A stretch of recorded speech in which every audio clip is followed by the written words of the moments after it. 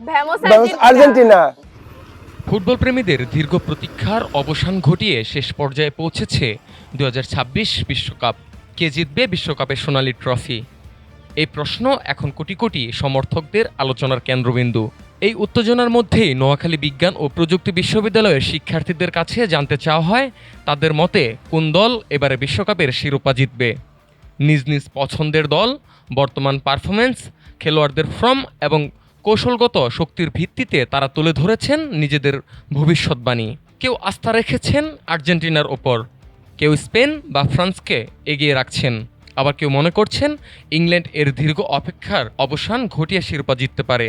চলুন জেনে নেওয়া যাক নবী-প্রবীর শিক্ষার্থীদের চোখে 2026 বিশ্বকাপের সম্ভাব্য চ্যাম্পিয়ন এবং তাদের ভবিষ্যৎবাণীর পেছনে যুক্তিগুলো। আমার প্রিয় টিম আর্জেন্টিনাও অপরাজেয়, ফ্রান্সও অপরাজেয়, কিন্তু যা মনে হচ্ছে যে গতবারের মানে 2022 বিশ্বকাপের মতো এবারও হচ্ছে ফ্রান্স ভার্সেস আর্জেন্টিনা খুব একটা শ্বাসরুদ্ধকর ম্যাচ হতে পারে যদি সেমিফাইনাল ক্র্যাক করে ইংল্যান্ডের সাথে। স্বাভাবিক, ইংল্যান্ড অনেক শক্তিশালী টিম, যদি ইংল্যান্ডকে সেমিফাইনালে ক্র্যাক করতে পারে আর্জেন্টিনা, অবশ্যই আমার টিমের জন্য অনেক বেস্ট উইশেস। যদি ক্র্যাক করতে পারে তাহলে তো অবশ্যই আমরাই আবার বিজয়ী হব, ওয়ার্ল্ড কাপ আমাদের হাতে, 4 স্টার লোডিং। যদিও আমি আর্জেন্টিনা সাপোর্টার, তারপরেও আমার কাছে মনে হয় এবারে বিশ্বকাপ ফ্রান্স নিতে পারে, কারণ ওরা হচ্ছে অনেক বেশি অ্যাটাকিং, তার মধ্যে ওরা হচ্ছে গতবার রানার আপ, তো ওদের মধ্যে একটা ক্ষোভ আছে এবার বিশ্বকাপ জেতার, আর ওরা হচ্ছে ডিফেন্স অনেক ভালো করতেছে। তা আমার কাছে মনে হয় আর্জেন্টিনা সাপোর্টার হলে আমার কাছে মনে হয় এবার ফ্রান্স বিশ্বকাপ নেবে। আজকে আর্জেন্টিনা খেলাটা মূলত মানে আশানুরূপ হয়নি। প্রথম যে হাফ টাইম অবধি ছিল বা হাফ টাইমে ম্যাকালিস্টার আই থিঙ্ক 10 মিনিটে গোল দিছে, এরপর হচ্ছে তারা আবার সুইজারল্যান্ড সমতায় আসছে। দেন যদি রেড কার্ড না খাইতো সুইজারল্যান্ড, আশা করি 11 জন, আমার মনে হয় সুইজারল্যান্ড অবশ্যই আর্জেন্টিনাকে হারাই দিত। ইভেন আমার মনে হয় যে এই খেলা দিয়া তারা সেমিফাইনালে পার করতে পারবে কিনা আমি ঠিক জানি না, কিন্তু তবুও এজ এ আর্জেন্টিন ফ্যান আমি আশা করি যে আর্জেন্টিনা উতরে যাবে, ফাইনাল খেলবে। আর আর কেন জানি মনে হয় না আমার যে 26 বিশ্বকাপ আসবে, যদি আসে তাহলে তো ভালোই। আর এইটুকুই জাস্ট বলবো, ভামোস আর্জেন্টিনা।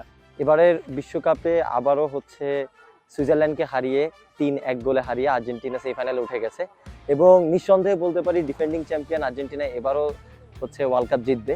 এবং অনেকে হয়তো এটা শুনে হাস্যরস তৈরি করতে পারে যে ফ্রান্স হয়তো অনেক বেটার টিম, বাট আর্জেন্টিনা কিন্তু ইউরোপিয়ান টিমদের এগেনস্টে তাদের সাফল্যও বেশি এবং ইউরোপিয়ান টিমদের এগেনস্টে আর্জেন্টিনা খুব ভালো খেলে। আর আর্জেন্টিনার টিম কম্বিনেশন খুবই ভালো, মেসি ফিট আছে এবং মেসির 2022 বিশ্বকাপের থেকেও এইবার নিজের পারফরমেন্স আরও বেটার এবং আরও ম্যাজিক্যাল। সো মেসি এবং হচ্ছে পুরো টিম কম্বিনেশন অনেক বেটার। যদিও কিছু টিম, আফ্রিকান টিম যারা প্রতিপক্ষ পড়েছে তারা অনেক লো ব্লক খেলেছে, কম্প্যাক্টেড ডিফেন্স খেলেছে, সেখানে আর্জেন্টিনা কিছুটা হয়তো বা সাফার করেছে। বাট ইউরোপিয়ান টিম যেহেতু সামনে, সেমিফাইনালে ইংল্যান্ডের সাথে দেখা হচ্ছে এবং ইংল্যান্ডকেও আমরা খুব বড় মার্জিনে না হলে 2-3 গোলে হচ্ছে আমরা ইনশাল্লাহ জিতবো এবং ফাইনালে ফ্রান্সের সাথে দেখা হচ্ছে এবং আবারও 2022 বিশ্বকাপের মতো ফ্রান্সকে হারিয়ে আর্জেন্টিনা 2026 বিশ্বকাপ জিতে যাচ্ছে। Vamos Argentina.